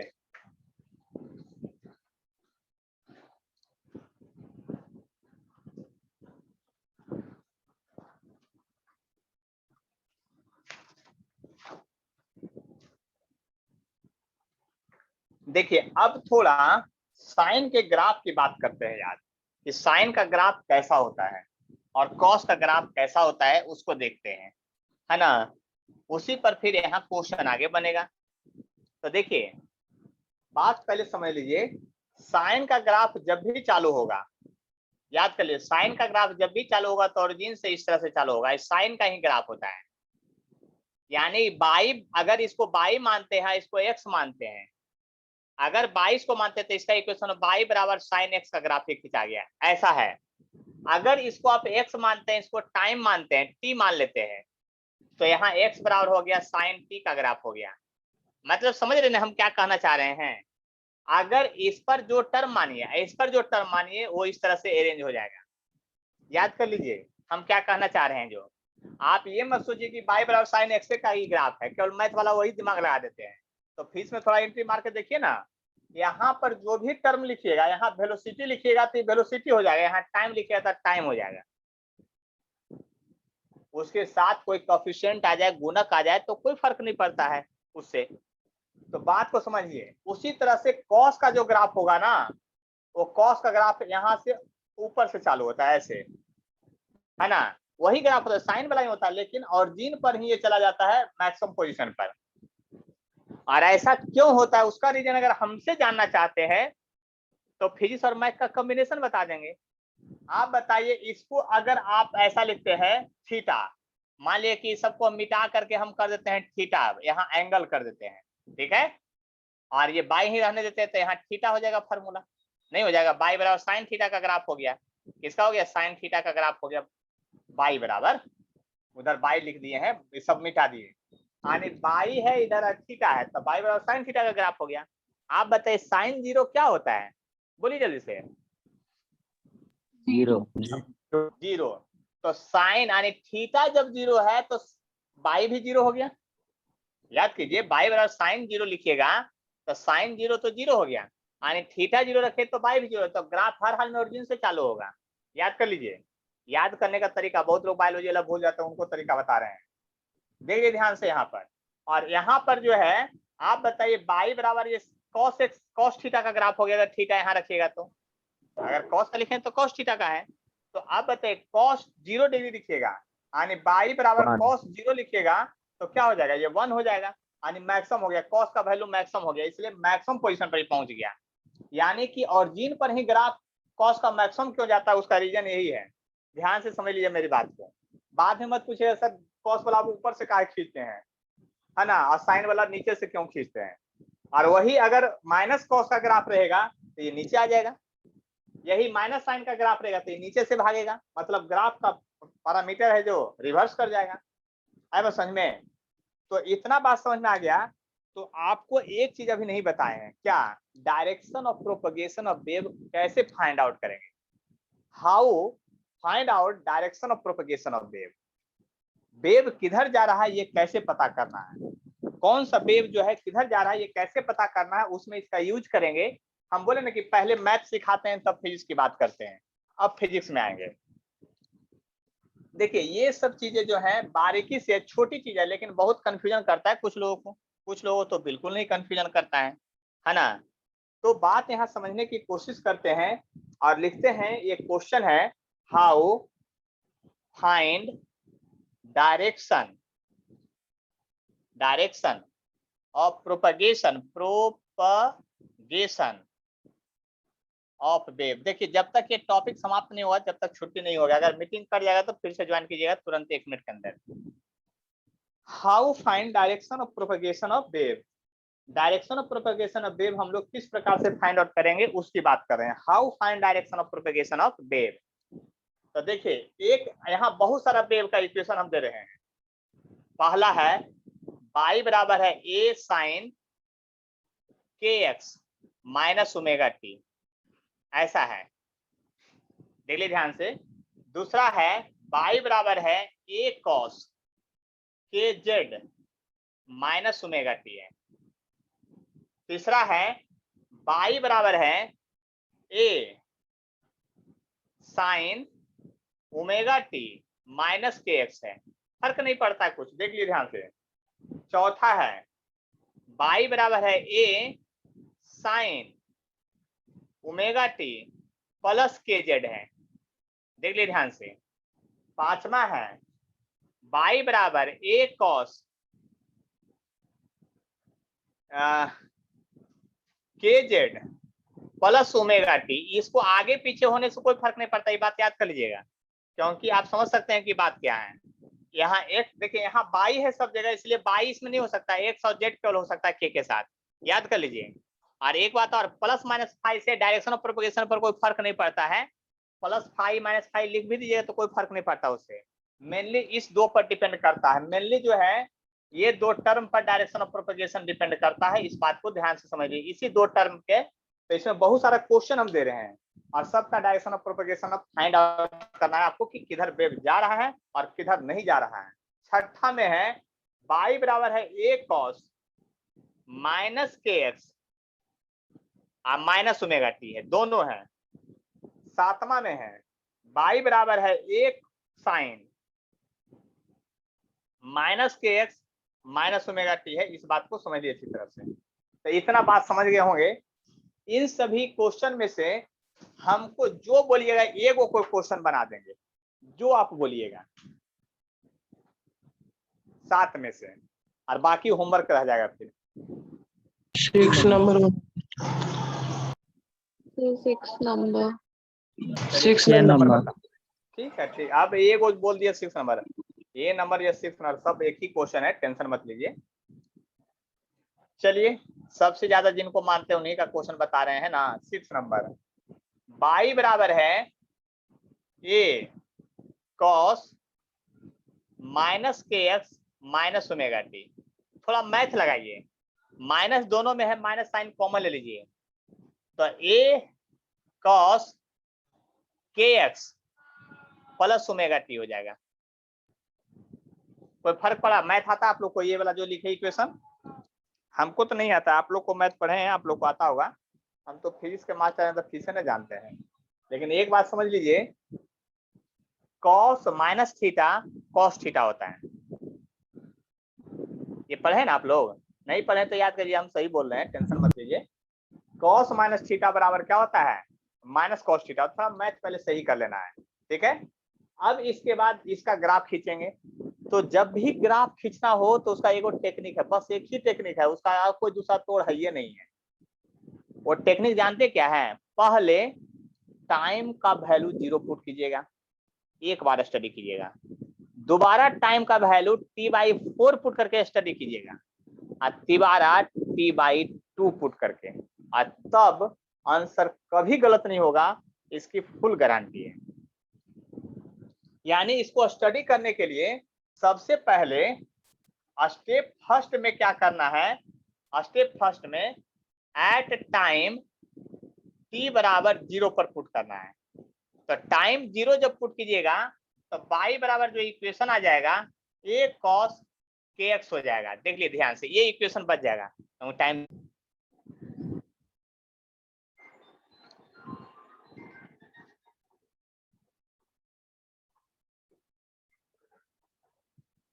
चलिए आप लोग ज्वाइन हो गए जल्दी से। हेलो सर, क्लास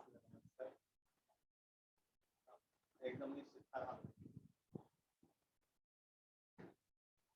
हेलो, चलिए आप लोग अब बात कीजिए, ध्यान से समझ लीजिए इधर हम क्या समझाना चाह रहे थे। तो यहाँ तक हम लोग समझ चुके थे, यहाँ पर हम लोग समझ चुके हैं कि क्या है। यहाँ टाइम जब 0 पुट करेंगे तो एक cos kx आ जाएगा, एक इक्वेशन निकाल दिए, ये पहला इक्वेशन हो गया, इसलिए y1 इसको मान लेते हैं। स्टेप सेकंड में क्या करना है? फिर एट टाइम t बराबर कैपिटल T/4 पर स्टडी करना। देखिए यही एक तरीका है बनाने का, और कोई तरीका नहीं है इसका, बस समझ लीजिए। जितना भी बुक पढ़िएगा यही एक टेक्निक और तरीका है। तो देखिए अब यहाँ पर जब लिखिएगा y2 बराबर, तो एक cos होगा, kx होगा। अब t के बदले जो पुट करना है ना, t/4 पुट करना है, यही था इक्वेशन में, देख लिए ध्यान से। आइए ब्रैकेट में बंद रहेगा, लेकिन ओमेगा का वैल्यू 2π/t आप लोग पढ़े हैं, देख लिए ध्यान से, a cos kx, और ओमेगा का वैल्यू होता है 2π बटा टाइम पीरियड इनटू t/4। देख लिए ध्यान से ऐसा। तो ये कैपिटल टी कट जाएगा, यहाँ 2 कट जाएगा, तो π/2 आ जाएगा। तो cos 90 प्लस थीटा कोई बता सकते हैं कि क्या होता है? Minus sine theta. Minus sine theta. तो माइनस साइन आ जाएगा बाहर, और साइन थीटा लिख देंगे, यानी साइन kx लिख देंगे। देखिए 2 ही बार स्टडी कीजिएगा तो आंसर सही सही आ जाएगा, कोई गड़बड़ी नहीं होगा। यानी हमने कहा कि टाइम t बराबर 0 पुट किए तो ऐसा इक्वेशन आ गया, और t/4 पुट करके ऐसा इक्वेशन ले आए। पहले 2 इक्वेशन लाना है। इतना बात समझ में आया कि नहीं? तभी हम आगे बढ़ेंगे। देख लिए, पहले 2 इक्वेशन लाना है, इस बात को समझ लीजिए।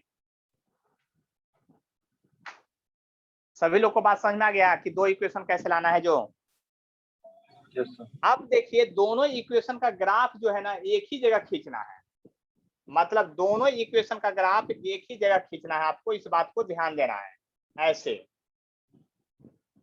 अब y1 का जो ग्राफ है एक cos kx है, पॉजिटिव से है, और दोनों तरफ से। तो y1 का जो ग्राफ होगा, हम रेड कलर से खींच रहे हैं आपको पहचान में आने के लिए। ये ग्राफ जो होगा आपका इस तरह से होगा ऐसे, और ये ग्राफ जो होगा इस तरह से होगा ऐसे। देख लिए ध्यान से, क्योंकि cos का पॉजिटिव से ग्राफ होता है, ऊपर से चालू होता था, अभी सिखाए थे क्यों होता था जो। अब y2 बराबर है a sin kx, तो a sin kx का ग्राफ, sin थीटा का ग्राफ यहाँ से ऊपर होता था, लेकिन माइनस साइन लगा हुआ है तो उसका उल्टा ग्राफ होगा ऐसे। देख लिए ध्यान से, ऐसे होगा ग्राफ होगा कंटिन्यूटी में। ये एक बात समझ में आया कि नहीं? ये है y1 इक्वेशन का ग्राफ है, ये y1 का है और ये y2 का है। इतना बात पहले समझ में आया कि नहीं? उसको देखिए क्वेश्चन जब बनाने लगे तो वहां से चलते हुए यहाँ तक आ गए। दोनों इक्वेशन का ग्राफ समझ में आया कि नहीं आप लोग को? जिनको नहीं समझ में आया डायरेक्ट बताइए, क्योंकि फिर अब ये आंसर अब आने वाला, आंसर समाप्त होने वाला, आंसर यहाँ निकलेगा, सीधा लिखाएगा। बात समझ में आ गया यहाँ तक? तो साइन में ओरिजिन पे नहीं ना होता, कॉस में ओरिजिन पे नहीं ना होता। ओरिजिन से कहाँ है? ऊपर से तो है, ओरिजिन यहाँ है। आगे समझ में। और ये है y2 जो है साइन का ग्राफ है, तो देख लीजिए क्या है, सर नेगेटिव साइड क्यों लिए हैं? क्योंकि यहाँ माइनस है। सब कॉस में। कॉस में निगेटिव नहीं, दोनों तरफ चलता है ग्राफ। एक्चुअली इधर से जो खींचे थे ना ग्राफ, वो दोनों तरफ चलता है हमेशा। ग्राफ वैसे ही चलता है, कंटिन्यूटी में चलता है, ये दोनों तरफ प्रोपेगेट करता है। ये वेव ऑल डायरेक्शन में प्रोपेगेट करता है, इसलिए वैसा ही आपको साइन कॉस का ग्राफ होता है। साइन कॉस का ग्राफ दोनों तरफ खींचा जाता है। हम एक तरफ खींच के दिखाए थे ना केवल समझने के लिए, लेकिन जैसा कि स्ट्रक्चर इधर होता है वैसा ही स्ट्रक्चर इधर होता है। और कोई डाउट है कि नहीं को तो बोलिए, जो पूछना है दिल खोल करके पूछिए, हम सॉल्यूशन करने के लिए तैयार हैं। आगे बढ़ें। अब आप इसको क्या कीजिए, ये रेड वाला जो है ना पाइप ऊपर वाला, देख लीजिए ध्यान से इसको, और सोचिए कि एगो मतलब कि रेड का जो लाइन खींचे है ना, समझिए वहां वैसा एक एकदम हार्ड लोहा का स्ट्रक्चर बना हुआ है। क्या बना हुआ है? हार्ड वायर का स्ट्रक्चर बना है जो डिस्टॉर्डेड नहीं हो सकता है। अब इसको क्या कीजिए ना, ध्यान से समझिएगा मेरी बात को, ये एकदम समझिए, दोनों जो रेड वाला बनाए हैं, सोचिए कि हार्ड स्ट्रक्चर है, मतलब कि इस तरह का रॉड है एक। अब क्या कीजिए, इस रॉड को एक बार धीरे धीरे कभी इधर खींचिए और फिर कभी इधर दीजिए। देखिए ध्यान सुनिएगा, ऐसा खींचिए, धीरे धीरे इधर खींचिए इस रॉड को। अब देखिए इसका, इस रॉड का शेप ऐसा होने वाला कब है, ऐसा सोचिए। अब जब इसको आप इधर खींचिएगा, धीरे धीरे इधर खींचिएगा, तो ऐसा शेप आना चाहिए। मतलब ये जो ग्राफ है ऐसा शिफ्ट होके इधर, इधर जब जाए ग्राफ, ध्यान सुनिएगा, इधर जब ये ले जा रहे हैं तो ऐसा शेप होने के लिए ये वाला पॉइंट अगर यहाँ पर आ जाए, देखिए ये पॉइंट अगर मूव करते हुए यहाँ पर आ जाए, तो पूरे को एक साथ मूव करवाइएगा तो ये वाला नीचे रह जाएगा, ये वाला पार्ट नीचे रह जाएगा। यानी ये पॉइंट देखिए ध्यान से, इस पॉइंट को अगर यहाँ पर ले जाइएगा तब आपको ये वाला स्ट्रक्चर यहाँ आ जाएगा और ये वाला स्ट्रक्चर नीचे चला जाएगा। देखिए ध्यान से, अगर ये पॉइंट को उठा करके आप यहाँ पर ले जाइएगा तो ये ऊपर और ये वाला नीचे, यानी कि ऐसा स्ट्रक्चर प्राप्त करने के लिए इसको इधर घुमाइएगा तो ये पॉइंट नहीं, इस पॉइंट को उठा करके यहाँ रखना पड़ेगा। देख लीजिए ध्यान से, दिमाग लगाइए, यहाँ दिमाग लगाना है। इस पॉइंट देखिए ध्यान से सुनिएगा, ऐसा ग्राफ बनाने के लिए, मतलब ऑरिजिन पर आपका ग्राफ ऐसा हो, ऐसा और ऐसा ग्राफ हो, ऑरिजिन पर ऐसा ग्राफ हो, तो इसको इधर अगर शिफ्ट करते हैं तो इस पॉइंट अगर यहाँ जाएगा तो ऐसा ग्राफ नहीं बनेगा, ये पॉइंट यहाँ जाएगा तब ऐसा ग्राफ बनेगा। ये बात समझ में आया कि नहीं, पहले ये बताइए, बोलिए, दिमाग लगाइए, और नहीं तो फिर तो गड़बड़ हो जाएगा बात। देख लिए ध्यान से। अब आगे बढ़ें। आगे बढ़ने के पहले आपको एक बात बताने, ध्यान सुनिएगा, इतना समझ गए तो अब आप बताइए कि इसको इधर अगर करते, मतलब इस पूरे सिस्टम को इधर अगर खींचते तो ऐसा ग्राफ बनने में लिए इस पॉइंट को यहाँ आने की जरूरत है कि ये पॉइंट को आने की जरूरत है? कौन सा पॉइंट आने की जरूरत है ये बताइए? पहला वाला। पहला वाला। और इसमें कौन? दूसरा वाला ना। तो आप बताइए जल्दी से ऐसा स्ट्रक्चर बनाने के लिए किधर ग्राफ ले जाना पड़ेगा? जल्दी से एकदम स्ट्रक्चर बना देना है फास्ट एकदम, तो राइट की ओर ले जाएंगे कि लेफ्ट की ओर ले जाएंगे ये बताइए? लेफ्ट। यानी कि इधर ले जाइए, राइट ले जाइए, तो देखिए राइट अगर ले जाइएगा तो ये वाला पॉइंट उठा के यहाँ ले जाना पड़ेगा, मतलब इतना दूरी तय करवाना पड़ेगा। और अगर आप देखिए इधर ले जाइएगा तब, और इधर लाइएगा तो ये वाला पॉइंट यहाँ आएगा तो ऐसा स्ट्रक्चर बन जाएगा। मतलब जल्दी कब बनेगा? लेफ्ट जाएगा तब कि राइट जाएगा तब? लेफ्ट। मतलब t बराबर 0 पर जो ग्राफ है ना, उसको हिला डुला करके t बराबर 4 के जैसा ग्राफ बना देना है, और हिलाने डुलाने में जल्दी जिधर से बन जाए ग्राफ उधर शिफ्ट होता है। याद हो गया बात? ये सब कॉपी में नहीं लिखा रहेगा, इसलिए सुनना पड़ेगा। बात याद कीजिए, हम बोले जल्दी से जो ग्राफ मिल जाए उधर शिफ्ट करना है, तो हम इधर की ओर शिफ्ट करेंगे तो हमको जल्दी से मिल रहा है, यानी ग्राफ जो है निगेटिव एक्सिस में भागेगा। कौन सा एक्सिस में? आंसर जो होगा आपका ग्राफ है जो निगेटिव एक्सिस में भागेगा। लेकिन अब जरा ध्यान से देखिएगा, के के साथ यहाँ कौन सा एक्सिस छुपा हुआ है? एक्स वाई जेड कौन सा है इस क्वेश्चन में? एक्स है, तो आंसर होगा निगेटिव एक्स एक्सिस की ओर, एक्स एक्सिस की ओर वेव प्रोपगेट करेगा। इतना बनाने के बाद आंसर आया कि वेव जो है निगेटिव एक्स एक्सिस की ओर प्रोपगेट करेगा।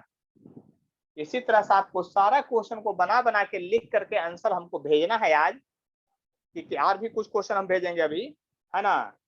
आप बना के सबको भेजना है, मतलब ये क्वेश्चन को जितना पढ़ाए उसमें से क्वेश्चन रहेगा, आपको बना करके भेजना है कि आपका इक्वेशन किधर शिफ्ट कर रहा है। तो 6 क्वेश्चन तो यही है, देख लीजिए कितना है और देखते हैं कितने लोग बना के भेजते हैं हमको। नहीं समझ में आए तो फिर से इस जो इक्वेशन को बता रहे थे कैसे निकला है उस सबको फिर से दोबारा वीडियो में देखिएगा तो सब समझ में आ जाएगा आपको। अब क्लास आपका यही समाप्त करते हैं, क्योंकि अब आगे दूसरा क्लास फिर है, ठीक है।